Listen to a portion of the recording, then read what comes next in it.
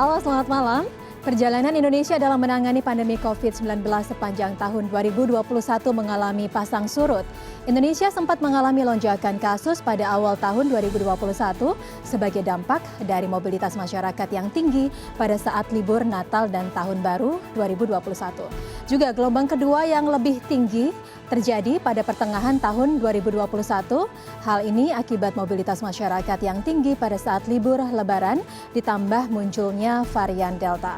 Pada tahun 2021 juga pemerintah memberikan vaksin secara gratis bagi masyarakat Indonesia sebagai salah satu cara untuk melawan COVID-19. Pemerintah juga berjibaku dalam menyiapkan aturan pembatasan mobilitas masyarakat yang terus disesuaikan dengan kondisi pandemi di masyarakat yang berjalan dinamis sepanjang tahun. Selama 1 jam ke depan bersama saya Diana Dwika, kita akan membahas refleksi penanganan COVID-19 selama tahun 2021 dalam program spesial Bersatu Melawan COVID-19.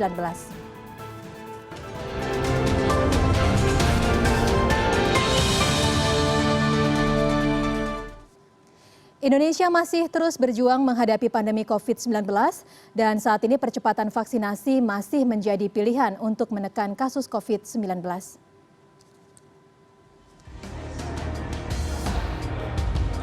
Sepanjang tahun 2021, pemerintah Indonesia telah melakukan berbagai upaya dalam penanganan COVID-19, mulai dari perbanyak screening, tracing, hingga percepatan vaksinasi. Namun Indonesia sempat mengalami gelombang kedua COVID-19 di bulan Juni dan Juli setelah libur Lebaran 2021. Berdasarkan data Kementerian Kesehatan, kasus positif COVID-19 bulan Juli mencapai 1.225.765 kasus. Bulan Agustus mengalami penurunan, kasus COVID-19 mencapai 680.143 kasus.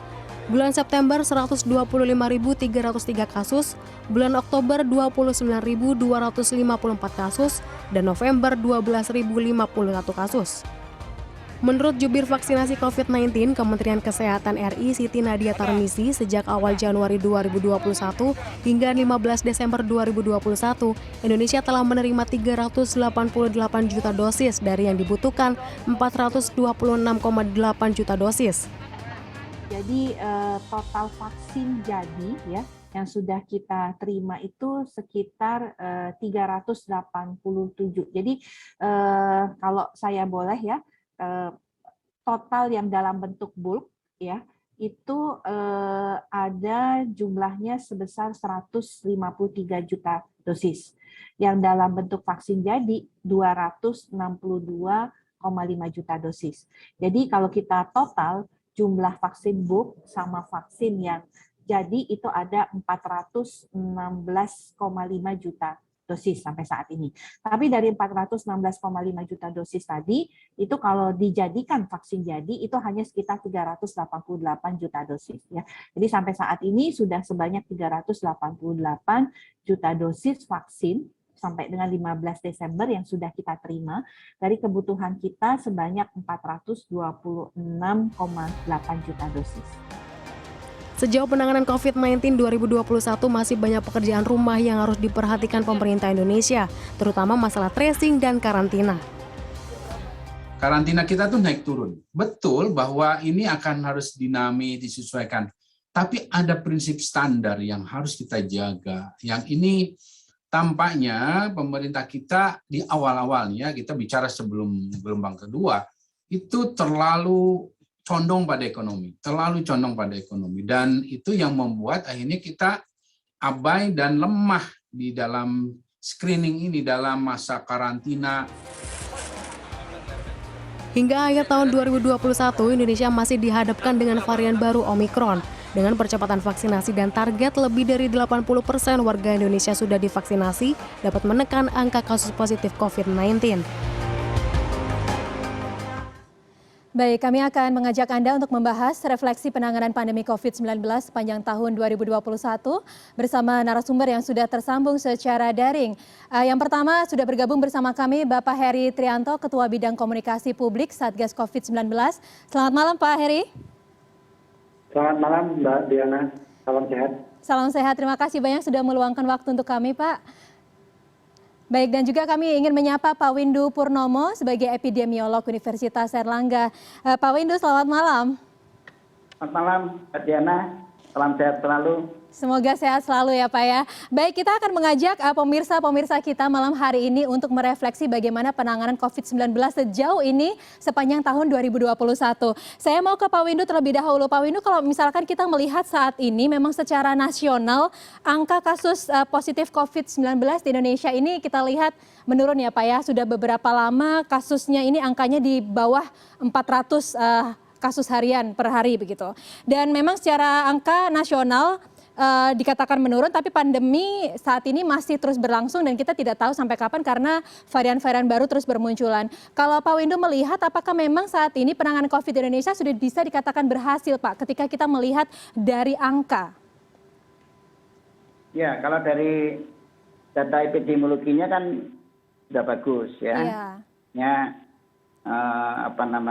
kasus sudah sekitar 200-300-an per hari.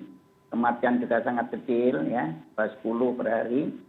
Nah, tetapi kan kita tahu bahwa misalnya untuk tracing lah, ya, tracing kita secara nasional ya juga belum optimum, karena target 1:14 itu belum tercapai, 12 lah, masih 12, sekitar 12. Nah, itu harus dikejar, karena begini, itu tracing kan adalah bagian dari surveillance ya. Iya. Jadi surveillance itu tujuannya salah satunya adalah untuk mendeteksi kasus. Jadi kalau kasus nyata ada yang tidak terdeteksi dan cukup banyak, tentu kan ada penularan di bawah permukaan. Itu yang tidak boleh terjadi. Ya. Okay. Jadi memang pasti tidak akan semua kasus itu bisa terdeteksi, tapi tidak boleh terlalu banyak yang tidak terdeteksi. Ya, sehingga seharusnya kasus yang dilaporkan, baik itu kasus positif, kasus kematian, ya itu betul-betul sebagian besar harus terdeteksi. Jadi apa yang dilaporkan menggambarkan apa yang sesungguhnya terjadi, gitu ya. Karena ya misalnya Omikron gitu ya, ini kan Omikron juga sedang ya sudah masuk di Indonesia lah, menjadi transmisi lokal. Misalnya tadi ditemukan ada satu yang terdeteksi positif sebagai transmisi lokal. Apakah cuma satu? Kalau saya tidak, itu pasti lebih dari itu kan.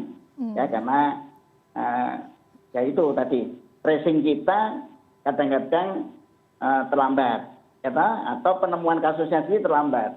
Nah, jadi itu yang harus dibenahi lagi supaya kita tidak kebobolan lagi seperti kasus Delta yang melonjak di Juni-Juli kemarin gitu. Itu Mas. Itu Mbak. Baik, Pak Windu, apakah ini bisa dipertegas bahwa artinya angka ini belum bisa menggambarkan realita yang terjadi di masyarakat, Pak? Bukan. Jadi gini, jadi artinya gini, belum sepenuhnya menggambarkan realitas ya, karena sekali lagi COVID ini adalah penyakit yang malah sebenarnya susah ya untuk dideteksi. Kenapa? Karena sebagian besar itu tanpa gejala, itu yang membuat kita makin sulit. Nah, itu makanya fungsi tracing itu perlu gitu ya, karena tidak banyak orang yang melaporkan dirinya punya gejala kan, sehingga kan karena tidak punya gejala ya sehingga dia tidak dites. Gitu. Ketahuannya nanti saat misalnya bepergian ketahuan, atau kebetulan ada swab rutin ya, misalnya di sekolah atau di kantor ya, atau petugas tertentu kan ada swab rutin, baru ketahuan padahal orang itu tanpa gejala, dan itu sudah bisa nulari orang kemana-mana gitu. Ya kan, selama dia belum terdeteksi itu kan bisa menjadi penular di mana-mana. Nah, itu yang makanya fungsi tracing ya itu penting ya. Jadi target itu harus dicapai gitu. Ya, target itu dicapai, karena untuk Indonesia internasional ya, tapi kalau bagian provinsi sudah banyak yang sudah mencapai target itu, sebagian kabupaten kota juga ya, tetapi secara nasional kan kita belum memenuhi target. Baik, ya kalau begitu saya coba langsung tanyakan kepada Pak Heri. Pak Heri, ini kalau memang secara angka memang di Indonesia saat ini kasus COVID-19 sedang melandai begitu. Tapi yang tadi disampaikan oleh Pak Windu bahwa untuk tracingnya masih belum maksimal. Nah, kalau dari Satgas COVID sendiri bagaimana Pak melihat refleksi penanganan COVID dan juga pengendalian COVID-19 sepanjang tahun 2021 ini Pak Heri? Iya, di tahun ini kita menghadapi 2 gelombang sekaligus ya. Gelombang pertama di bulan Januari dan Februari, kemudian di Juni, Juli itu di gelombang kedua. Jadi ini memang 2021 merupakan periode yang sulit buat kita semua. Tetapi secara perlahan berkat kerjasama dengan seluruh lapisan masyarakat, para ahli, kemudian pemerintah, tokoh masyarakat, gitu. Secara perlahan kita bisa mengendalikan situasi ini.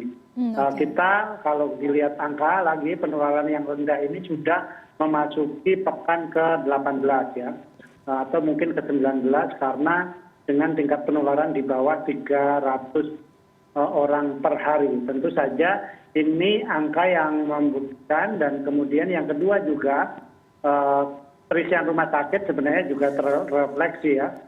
Bagaimana kita melihat rumah sakit atlet yang dulu berisi ribuan orang sekarang hanya berisi ratusan ya, kurang dari 500 huniannya, bahkan kurang dari 400 kayak gitu. Dan positivity rate kalau kita lihat data epidemiolog juga di bawah 0,1%, bahkan 0,06%.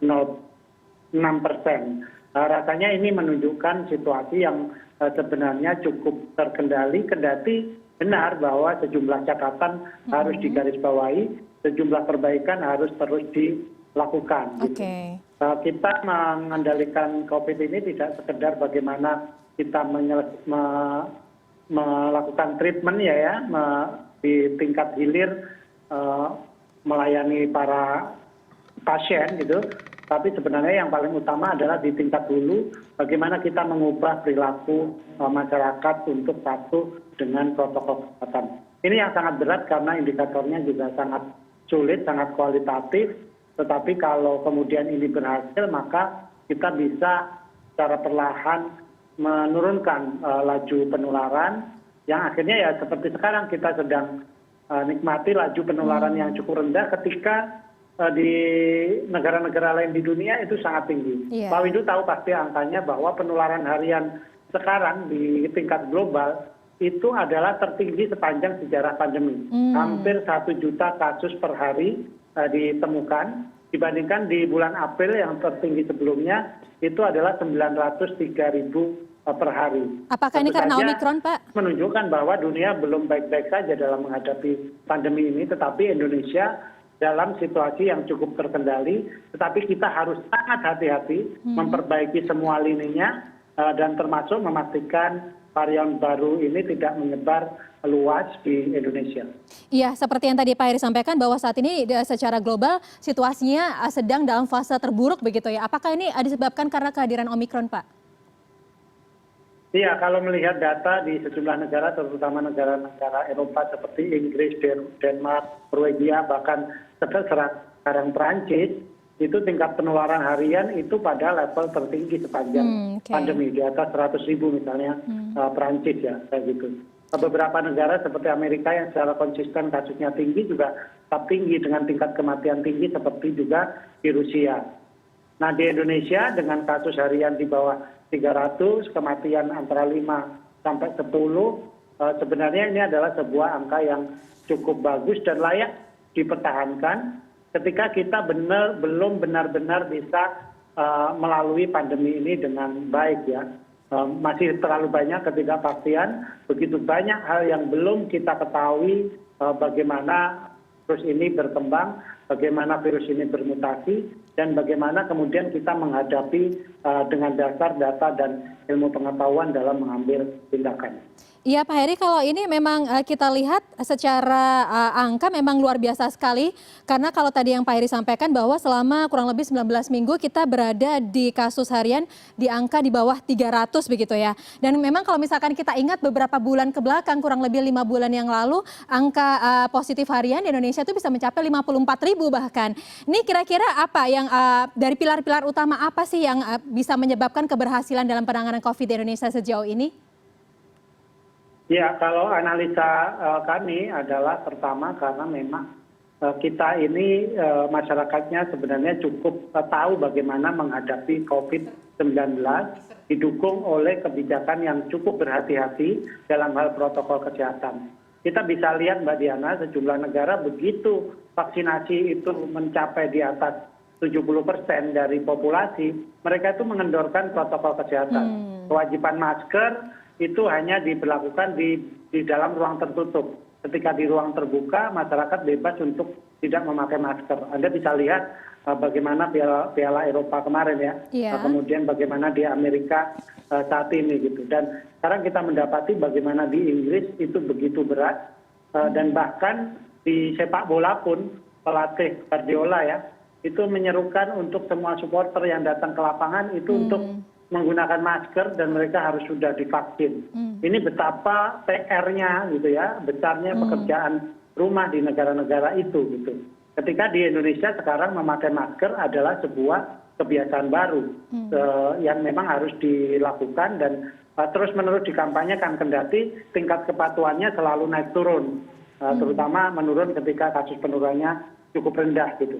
Tetapi pemerintah tetap memegang teguh prinsip untuk tidak jumawa, tidak euforia, sehingga menyerukan seluruh masyarakat tetap menjalankan protokol kesehatan. Mungkin itu salah satu indikasi ya, salah satu faktor di samping kemudian faktor-faktor lain yang kendati belum sempurna mengenai 3T tadi, itu harus terus diperbaiki. Penelusuran kontak juga harus ditingkatkan, berapa jumlah orang yang terjangkit hari ini, berapa orang yang harus diperiksa berbasiskan orang yang terjangkit gitu ya, 15 satu orang yang kena, 15 yang diperiksa. Itu harus misalnya. Kalau itu kita lakukan secara konsisten, maka saya sih ya cukup yakin bahwa kita bisa mempertahankan laju penularan yang rendah ini sambil kita mengejar rasio vaksinasi di angka yang kita butuhkan, misalnya 70% dari populasi. Iya, baik, memang ini dibutuhkan konsistensi begitu ya Pak. Kalau misalkan tadi Bapak sampaikan bahwa di hilirnya ini begitu masif upaya pemerintah untuk bisa menangani COVID. Tapi yang pasti yang juga penting di hulunya ini adalah bagaimana masyarakat disiplin untuk menerapkan protokol kesehatan. Jangan terlalu euforia terlebih dahulu begitu ya, supaya tidak ada gelombang selanjutnya. Baik Pak Windu dan juga Pak Heri, kita akan melanjutkan perbincangan di segmen selanjutnya sesaat lagi. Dan pemirsa jangan kemana-mana, spesial program Bersatu Melawan COVID-19 akan segera kembali sesaat lagi.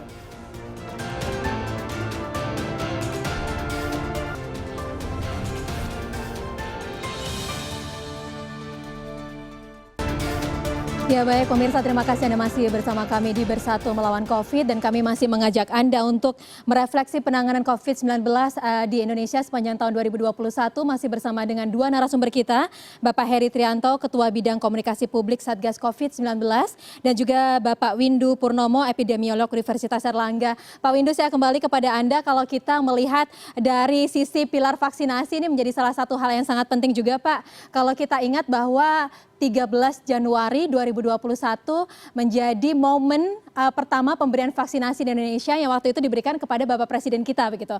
Dan itu cukup lama masyarakat bergelut dengan ketakutan, keraguan begitu ya untuk menerima vaksin COVID-19 ini. Tapi nyatanya hingga akhir Desember ini pemberian vaksin dosis 1 di Indonesia sudah mencapai 75,31% dan juga dosis 2 ini sudah mencapai 53,14%. Bahkan untuk vaksin anak usia 6 dan 11 tahun akan segera dimulai. Bagaimana Anda melihat hal ini, Pak Windu? Vaksin anak sudah dimulai ya. Oh iya, vaksin anak dari 14 Desember lalu, baik ya. Ya, sudah dimulai ya. Ya, jadi vaksinasi kita cukup bagus ya, bagus sekali. Jadi artinya sampai hari ini, terutama yang saya perhatikan itu dosis 2 ya. Kalau dosis 1 itu kan belum protektif ya. Nah, jadi dosis 2 kita sudah 53% lebih sampai hari kemarin ya, sampai hari ini saya kira ya. Nah, jadi ini perkembangan yang cukup bagus, tetapi yang kita lihat juga kecepatan vaksinasi kita dari hari ke hari ini agak turun ya. Ini harus ditingkatkan lagi. Kita pernah mencapai sekitar 2 juta per hari. Ya, tapi sekarang tinggal 1.300, 1.200. Nah, ini harus dipercepat karena pada bulan Januari yang akan datang ini kita nanti akan mendapatkan hampir semua vaksin yang kita perlukan itu sudah berdatangan ya, sekitar 400 juta lebih dosis ya. Nah ini padahal kan yang belum divaksinasi kan masih banyak ini ya, tetapi kalau kecepatan kita rendah, yang saya khawatirkan adalah nanti vaksin yang datang itu ya, yang sudah kita peroleh itu akan lama dihabiskan sehingga nanti bisa mencapai masa kedaluarsa. Itu yang jangan sampai terjadi ya. Jadi artinya kecepatan vaksinasi harus cepat, terutama untuk lansia. Nah, lansia ini memang nggak seret ya, karena yang sudah divaksinasi untuk lansia ini kan baru sekitar 40% lebih sedikit gitu ya. Jadi masih ada sekitar 59% itu belum divaksinasi. Padahal dua dosis maksud saya. Jadi mereka banyak yang belum terlindung ya. Jadi yang dikhawatirkan ini kalau ada varian-varian baru seperti Omikron ya. Ini yang kalau saya tidak terlalu khawatir ya untuk mereka yang muda ya. Karena kita tahu Omikron ini kan gejalanya lebih ringan ya, meskipun nanti ada penularan lebih ringan. Tetapi lansia ini masih sangat berisiko tinggi ya, maka kecepatan vaksinasi terutama harus didorong lebih cepat lagi, terutama cakupan lansianya ini ya, percepat ya, karena masih sekitar 59% itu belum mendapatkan dosis lengkap. Oke, kalau Anda melihat ini kendala-kendalanya apa ya Pak Windu? Ya begini kan, ini kendalanya terutama di masyarakat pun ini masih ada yang menolak vaksin, ya, ada yang pilih-pilih vaksin. Nah itu loh ya. Jadi kalau untuk lansia memang ya, lansia ini kan kalau diminta untuk datang, ya kan sulit, ya karena mereka untuk melakukan pergerakan fisik aja kan sudah susah, ya. Maka tentu petugas yang harus jemput bola, ya kan. Nah tapi jemput bola kan tidak mudah ya, apalagi di daerah yang apa namanya kondisi geografisnya agak sulit dan seterusnya kan, pendatang itu sulit juga ya. Nanti artinya SDM kita apa cukup kalau lansia ini didatangi sampai ke RT-nya misalnya gitu. Tapi itu salah satu cara itu ya.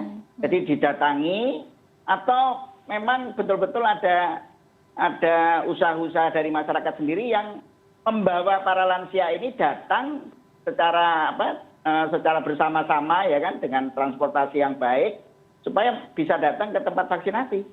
Itu yang terutama ya. Tapi yang perlu dilakukan oleh pemerintah juga adalah komunikasi publik terus-menerus ya. Karena apa? Tadi itu masih ada sejumlah orang yang justru memprovokasi ya untuk tidak menolak vaksin. Itu ada.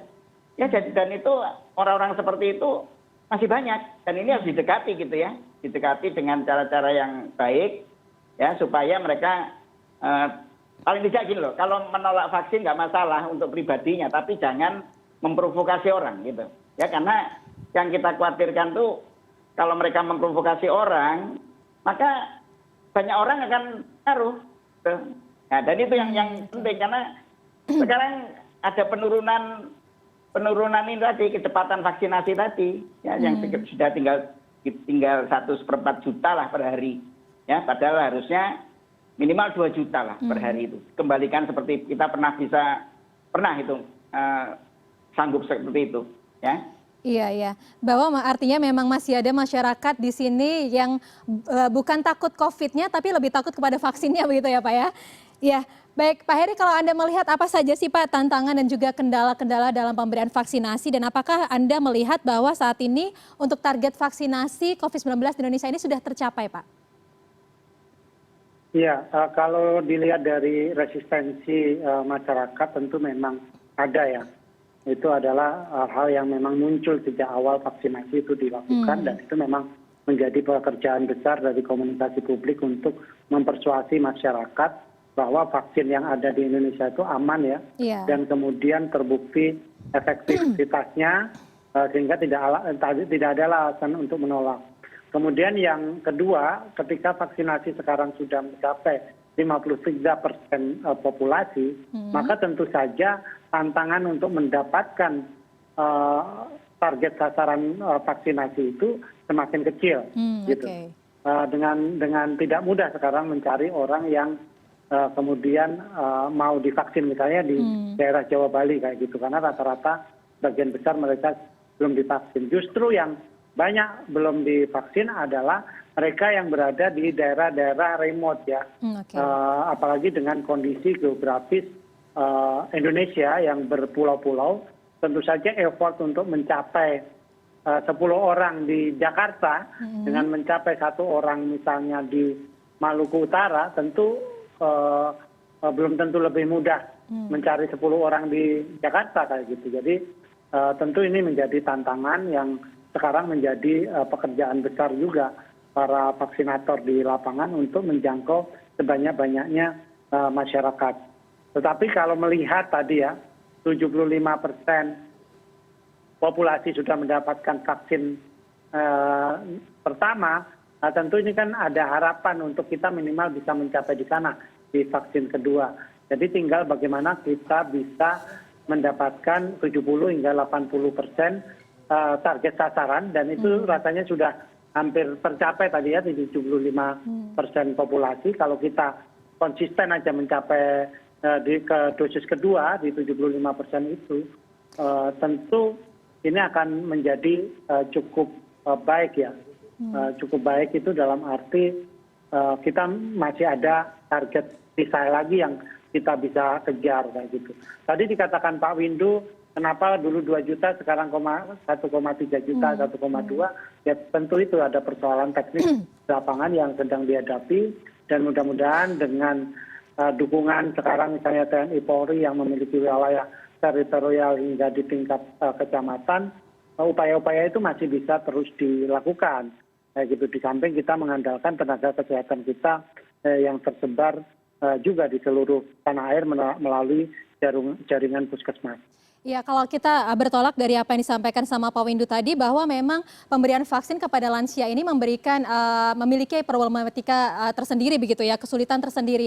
Bahkan kalau kita melihat di Belitung Pak, vaksinasi untuk anak usia 6 sampai 11 tahun yang harusnya dimulai dari tanggal 14 Desember lalu, itu masih belum bisa dimulai karena capaian vaksin untuk lansia itu baru 59% dari targetnya 60%. Artinya memang masih terkendala untuk pemberian vaksin lansia, belum lagi di remote area. Lantas solusinya harus seperti apa Pak supaya capaian vaksinasi ini bisa tercapai? Iya, benar. Memang pemerintah mencoba melakukan manajemen distribusi yang baik, tidak kemudian ada ketimpangan kelompok-kelompok rentan, terutama lansia ini tidak terjangkau, kemudian kita sudah mengalihkan ke kelompok prioritas berikutnya.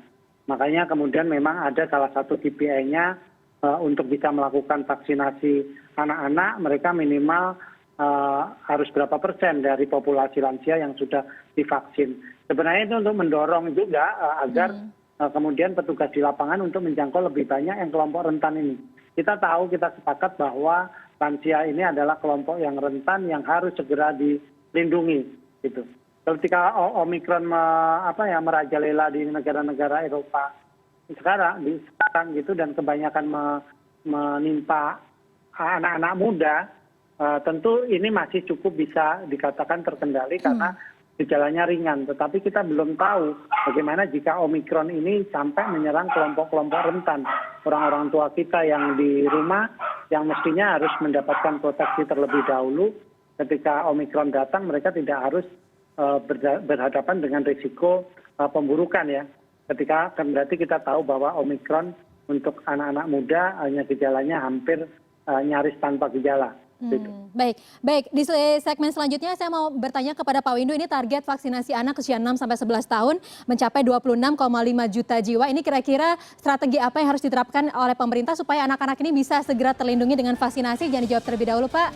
Bersatu melawan COVID akan segera kembali sesaat lagi, tetaplah bersama kami.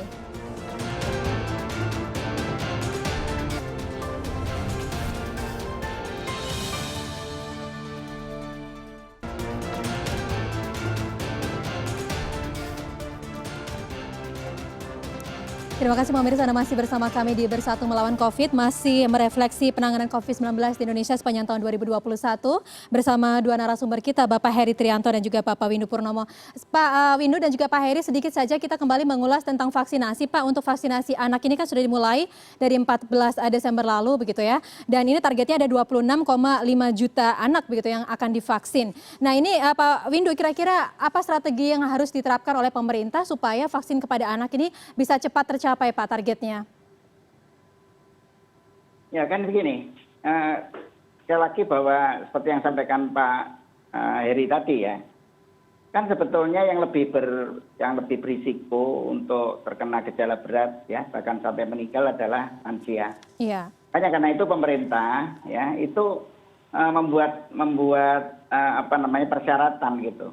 Daerah-daerah yang vaksinasi dosis 1-nya untuk total belum mencapai 70% dan lansianya belum mencapai 60% itu belum bisa ya untuk masuk ke vaksinasi anak, karena harus melindungi dulu yang lansia itu terutama, yang lebih dewasa pada dasarnya, karena anak-anak pada dasarnya itu mempunyai kekebalan alamiah yang dibawa sejak lahir, yang belum sepenuhnya habis lah ya, ketika sampai pada umur 11 tahun itu mereka masih membawa kekebalan alamiah bawaannya. Ya, sehingga mereka lebih terlindung. Jadi kalau mereka terkena COVID ya, tertular, mereka mungkin tanpa gejala atau paling pol gejalanya ringan.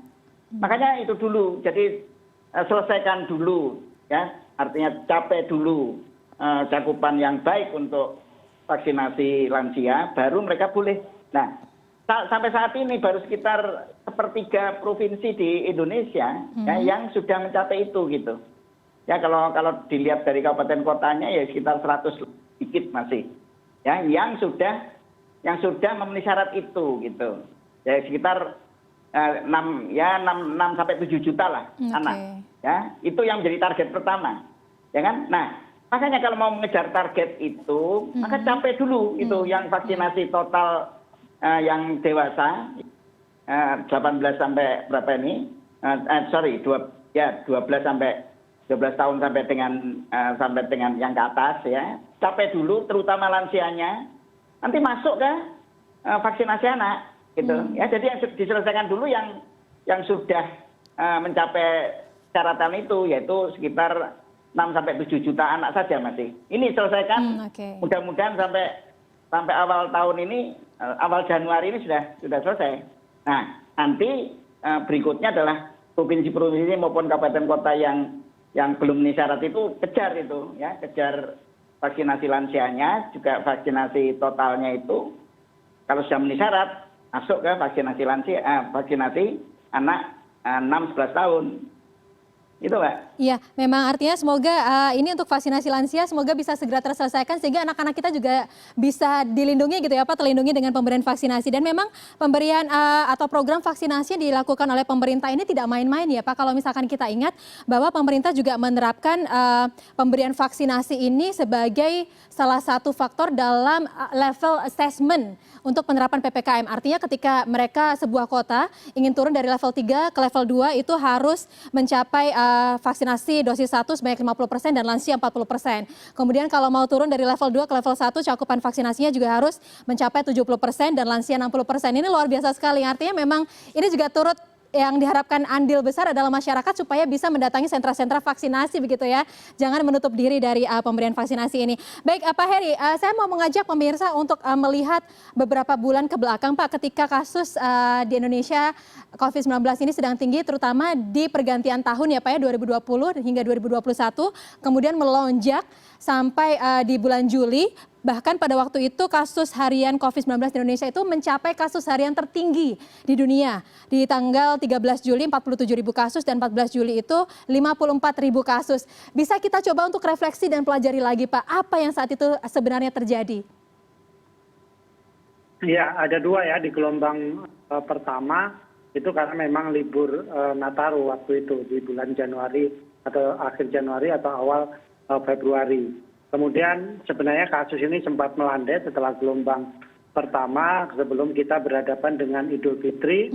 Pemerintah juga melakukan pembatasan bahkan juga penyekatan waktu itu untuk mendorong masyarakat tidak pulang kampung ya setelah 2 tahun tidak mudik ketika Idul Fitri. Tetapi kenyataannya masih ada ratusan ribu masyarakat yang memaksakan diri untuk mudik dan kemudian di bulan Juni akhir kita mulai mendapatkan impact-nya karena memang waktu itu juga positivity rate-nya masih di atas 5% waktu itu. Jadi kemudian kita mendapatkan kasus yang cukup tinggi.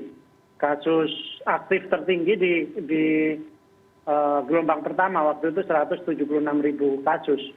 Kemudian kasus tertinggi ya, kasus aktif tertinggi di periode Juli itu mencapai 500.000 lebih kasus. Artinya naik kali lipat lebih ya, 2,5 kali lipat dari gelombang pertama.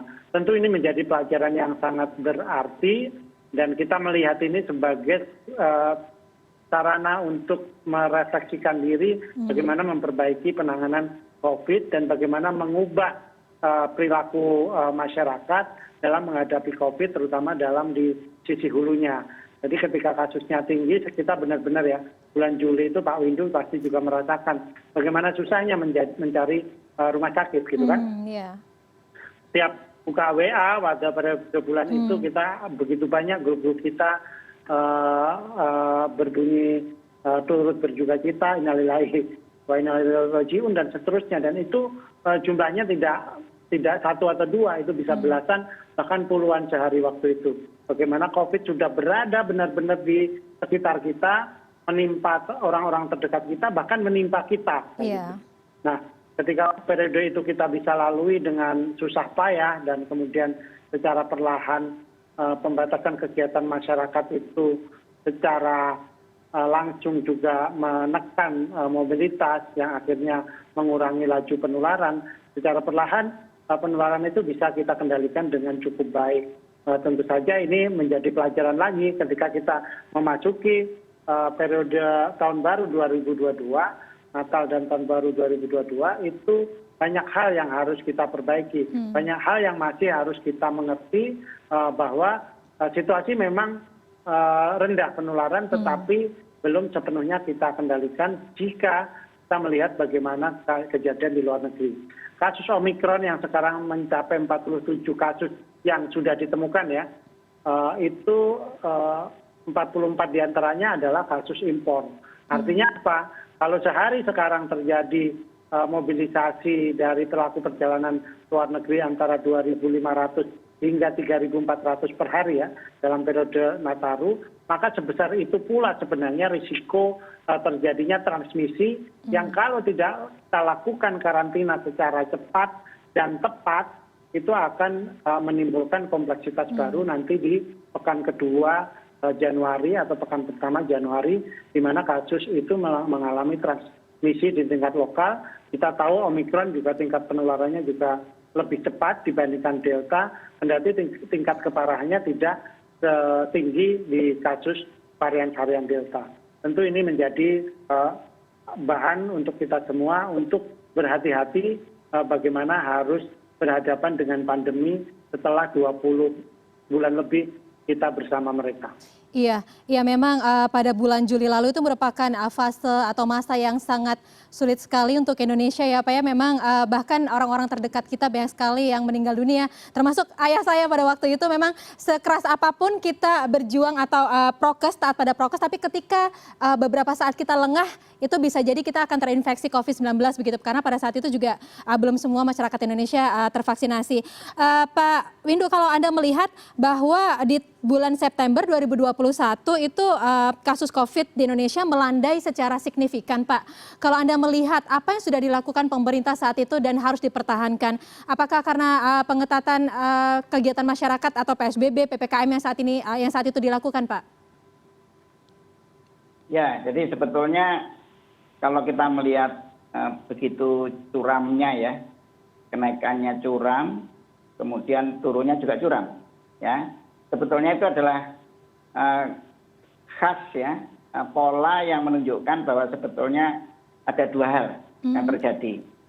Pertama tentu usaha pemerintah ya, PPKM dan lain-lain itu. Tapi yang kedua adalah kondisi alamiah ya. Jadi itu tangan Tuhan itu. Yaitu bahwa kita tanpa kita sadari sebagian besar masyarakat kita sebetulnya sudah terinfeksi. Ya, dan itu puncak yang kita dulu sehari pernah 50 sekian ribu per hari ya kan? Itu di pertengahan Juli itu sebetulnya apakah hanya segitu? Tidak, jauh lebih besar dari itu. Mungkin mungkin bisa 5-6 kali lipat dari itu sesungguhnya yang terjadi saat itu, tetapi tanpa disadari dan tidak terdeteksi. Kematian juga gitu. Kematian itu banyak sebetulnya kematian karena COVID, ya, tetapi belum sempat dites. Jadi yang kasus probable sebetulnya ya, jadi kematian kasus probable banyak. Nah, dan itu terbukti bahwa saat beberapa waktu yang lalu itu dilakukan sebuah zero prevalence survey ya, yang dilakukan oleh Kementerian Dalam Negeri bersama Kementerian Kesehatan dan juga dianalisis oleh teman-teman di universitas, ya, itu menunjukkan bahwa memang sebagian besar masyarakat kita sudah terinfeksi, sudah mendapatkan kekebalan alamiah sebetulnya, ya. Jadi selain dari vaksinasi yang sampai hari ini sudah lebih dari 50%, ya kan? Nah, jadi ada dua hal ya yang bisa menjelaskan kenapa kita bisa turun segitu, secepat itu. Persis kasusnya dengan India, persis ya, hanya jumlahnya lebih banyak India gitu ya, tetapi pola kenaikan dan penurunannya yang begitu tajam itu persis dengan India, ya. Dan sekarang juga Afrika Selatan juga hampir sama gitu ya. Jadi mereka juga setelah Omikron melonjak itu dia turun cepat, ya. Dan itu karena betul-betul kekebalan alamiah itu. Jadi ada dua hal ya yang di tangan pemerintah sama masyarakat plus tangan Tuhan. Itu yang membantu kita untuk secepat ini. Nah, tapi jangan lupa ya, ada Omikron masuk ya dan sudah menjadi transmisi lokal, pun yang ditemukan masih sangat kecil ya. Dan itu yang harus kita kita harus memperkuat prokes di masyarakat ya. Jadi untuk tetap mengendalikan pandemi ini secara bersama-sama ya. Prokes di masyarakat itu nomor 1 sebetulnya. Baik. Gitu. Selain vaksinasi tentu ya, vaksinasi sebagai perisai yang ada di dalam tubuh gitu. Ya, Pak, ini Itu, apa? Baik, Pak Windu, ini apakah artinya bahwa dengan kasus harian yang terkendali begitu di angka di bawah 400, artinya kita sudah semakin dekat dengan fase endemi? Pak Windu, jangan dijawab terlebih dahulu, jawab di segmen selanjutnya, dan pemirsa jangan kemana-mana. Bersatu Melawan COVID akan segera kembali sesaat lagi.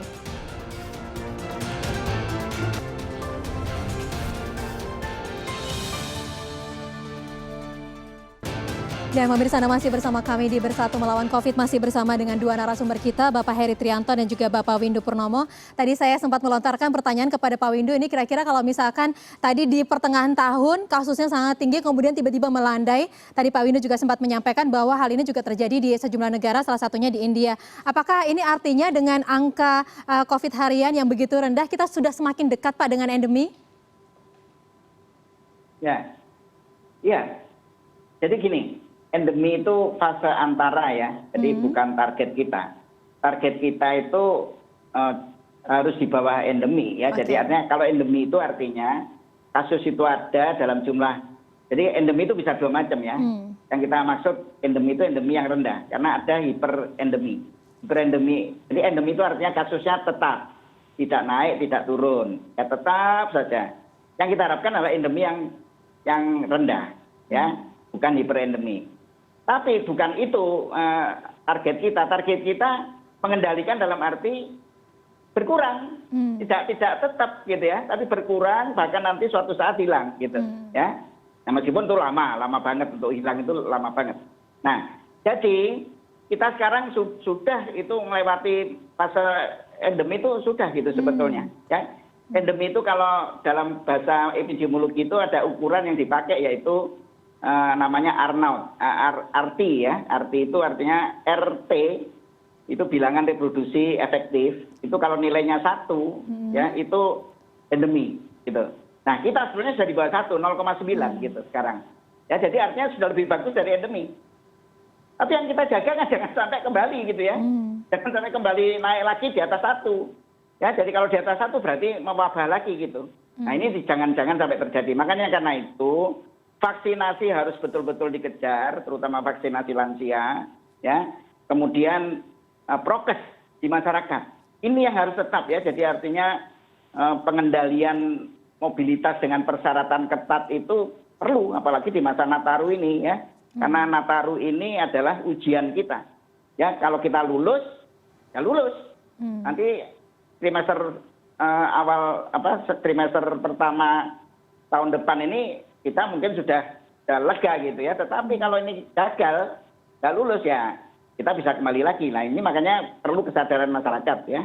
Jadi nggak usah pergi-pergi lah gitu ya. Nggak usah pergi, apalagi pergi ke luar negeri.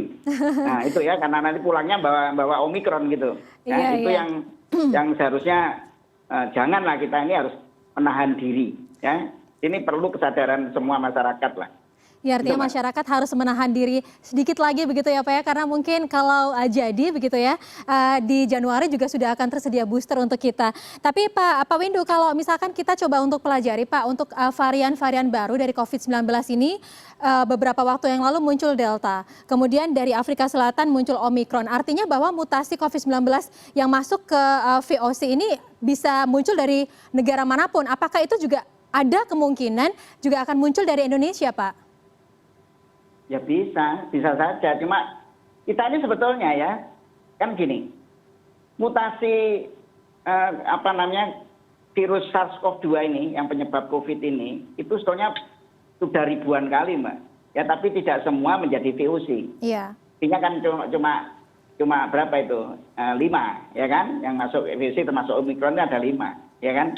Itu sebetulnya sudah terjadi banyak sekali mutasi. Dan mutasi di Indonesia pun ada, tapi tidak mempunyai karakteristik yang lebih infeksius dan lebih virulen. Jadi nggak apa-apa, jadi lebih ringan. Jadi karena mutasi itu bisa membuat varian yang lebih ringan loh Mbak, ya lebih ringan daripada yang aslinya, gitu ya. Tapi bisa juga lebih kuat. Nah, jadi artinya mudah-mudahan ya, makanya gini. Yang penting kan jangan sampai terjadi mutasi. Gimana supaya tidak terjadi mutasi? Mutasi itu terjadi karena transmisi, karena penularan. Jadi ketika menulari orang, loncat gitu, dia salah copy gitu ya. Melakukan replikasi virusnya itu salah copy, itu namanya mutasi. Jadi caranya untuk supaya tidak terjadi mutasi, tidak menjadi varian-varian baru, prokes gitu loh. Dan satu kata, protokol kesehatan 3M. Ya boleh diperluas 5M itu tadi ya. Jadi itu yang paling penting ya, sehingga kita betul-betul bisa mengendalikan COVID ini tidak bermutasi terus ya, dan kemudian penularan berhenti ya, selesai sebetulnya. Itu yang harus kita lakukan. Ya, baik, lagi-lagi memang kita harus disiplin terhadap protokol kesehatan begitu ya. Dan Pak Heri, kalau kita berbicara tentang Omikron ini, Omikron kan memang pertama kali ditemukan di Afrika Selatan di 8 November, kemudian ditetapkan sebagai VOC pada 26 November, kemudian sudah merebak di banyak sekali negara, lebih dari 77 negara. Bahkan tidak usah jauh-jauh, negara tetangga kita di Singapura saat ini Omikron di sana sudah mulai mengganas dan rata-rata yang sudah tervaksinasi yang terinfeksi. Bagaimana antisipasi yang dilakukan pemerintah sejauh ini Pak, apakah sudah cukup efektif? Ya, kalau melihat 47 kasus itu sebagian besar adalah imported case, memang salah satu kunci untuk membendung masuknya Omikron ini adalah memperketat pintu perbatasan. Tetapi karena pintu perbatasan itu tidak sama sekali ditutup, kemudian lahir kebijakan untuk melakukan karantina selama 10 hari dan 14 hari ya. Ada syarat-syaratnya kayak gitu yang kemudian ini diharapkan bisa cukup efektif dalam melokalisir transmisi gitu. Ketika kasus pertama ditemukan di Wisma Atlet dan Wisma Atlet kemudian ditutup selama 7 hari, kemudian testing dilakukan secara masif kepada semua penghuni, ini adalah sebuah upaya untuk melokalisir transmisi. Mudah-mudahan itu akan efektif dan memang nyatanya cukup efektif gitu. Tetapi tentu saja karantina ini masih membuka celah-celah terhadap terjadinya atau lolosnya beberapa orang atau 1 atau 2 orang yang tidak menjalankan karantina dengan baik. Tentu saja ini yang harus benar-benar kita perhatikan. Perbaikan terus dilakukan, proses karantina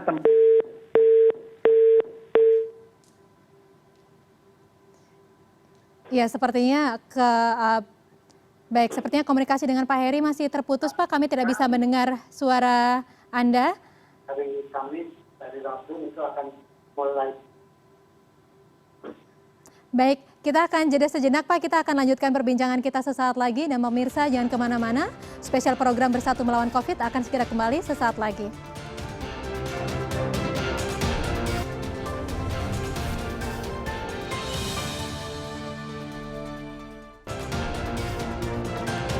Baik, terima kasih Anda masih bersama kami di Bersatu Melawan COVID. Dan tadi kita bersama-sama telah merefleksi penanganan COVID-19 sepanjang tahun 2021. Dan tadi di segmen sebelumnya Pak Heri sempat menyampaikan bahwa kasus Omikron 46 kasus yang terjadi di Indonesia itu adalah kasus impor. Tapi ini Pak Heri, satu kasus adalah transmisi lokal. Padahal kalau kita mengingat beberapa waktu lalu Presiden menyatakan harapannya bahwa jangan sampai ada penularan lokal. Bagaimana Anda melihat hal ini Pak? Iya, kalau satu transmisi lokal yang menimpa salah satu pengusaha dari Medan, itu tidak memiliki jejak rekam perjalanan ke luar negeri dalam beberapa bulan terakhir. Jadi kemungkinan dia tertular di Indonesia, dan ini yang sedang kemudian ditelusuri ya. Tadi dari 47 kasus itu yang 3 yang itu di dalam negeri ya penularannya. Yang 44 itu adalah imported case. Jadi ini yang harus benar-benar kita teliti, kita antisipasi agar ini tidak meluas, apalagi terutama yang di transmisi lokal. Ini sedang tracing juga terus dilakukan oleh Kementerian Kesehatan yang diharapkan ini tidak memberikan impact atau tambahan transmisi yang lebih besar dari orang yang bersangkutan. Ya, baik, artinya memang semoga Omikron ini tidak merebak seperti yang terjadi saat ini di Uni Eropa ya Pak ya. Dan semoga kasus harian Indonesia ini bisa terus ditekan sampai akhirnya kita selesai dari atau keluar dari pandemi ini. Baik, untuk selanjutnya ini ke Pak Windu. Pak Windu, kira-kira pesan apa Pak, dan juga dari refleksi yang sudah kita lakukan, apa yang kita bisa pelajari dan kita bisa bawa untuk menghadapi tahun 2022 nanti Pak? Ya, jadi pesan terutama kepada masyarakat ya, yang pertama yaitu ayo yang belum vaksinasi, vaksinasi. Ya, segera supaya kita ini bisa punya perisai menghadapi varian apapun, termasuk varian Omikron. Ya, jadi selesaikan 2 dosis. Kemudian progres.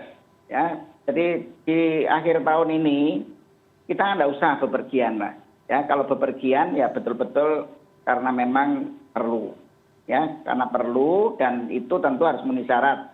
Syarat sudah ditentukan oleh pemerintah, ya, yaitu 2 dosis vaksinasi, dia sudah melakukan itu, ya, dan tidak sedang positif dan sedang tidak menjadi orang yang menjadi kontak erat.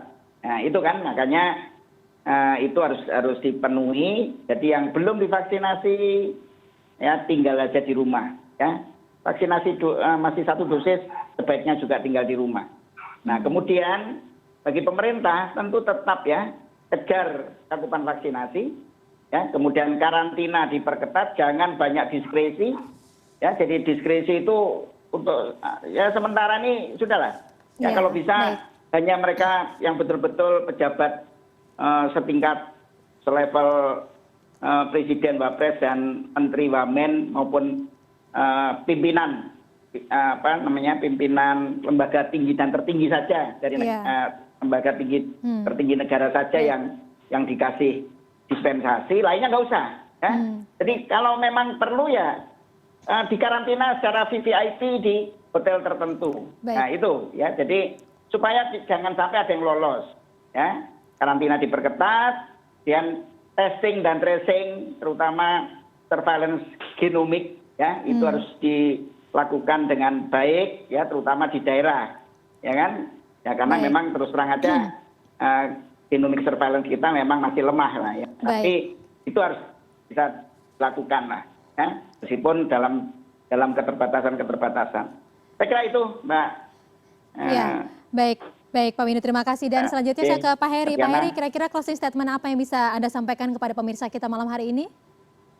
Ya, tetap waspada, COVID masih ada, jadi semuanya masih harus kita lakukan untuk memastikan transmisi itu tidak bertambah, dan kita bisa mempertahankan tingkat penularan harian itu di level rendah ya, ada di level endemik seperti disampaikan oleh Pak Windu tadi ya, ketika penularan atau tingkat reproduksi virus itu di bawah 1. Mudah-mudahan ini bisa terus kita pertahankan sampai kita melampaui tahun baru, sehingga kita tidak harus berhadapan dengan gelombang ketiga penularan COVID-19 ini. Iya, memang semoga gelombang ketiga ini tidak akan pernah terjadi lagi ya Pak di Indonesia. Dan juga memang semoga dari refleksi ini bisa penanganan COVID-19 di Indonesia ini akan jadi lebih baik lagi ke depannya. Dan pastinya kita semua optimis ya Pak ya supaya kita bisa segera pulih dari pandemi. Baik, Bapak Heri Trianto, Ketua Bidang Komunikasi Publik Satgas COVID-19 dan juga Bapak Windu Purnomo, Epidemiolog Universitas Airlangga. Terima kasih banyak atas waktunya bersama kami pada malam hari ini. Sehat selalu. Terima kasih, salam sehat. Terima kasih Pak Eri. Terima kasih banyak. Mbak Diana. Dan pemirsa, kami ingatkan bagi kita semua agar jangan lengah, pandemi masih ada. Untuk mencegah penularan COVID-19 segera divaksinasi. Juga selalu lakukan 3M, memakai masker, menjaga jarak, dan juga menjauhi kerumunan, serta mencuci tangan dengan sabun di air yang mengalir. Saya Diana Dwika undur diri, terima kasih atas kebersamaan Anda. Sampai jumpa.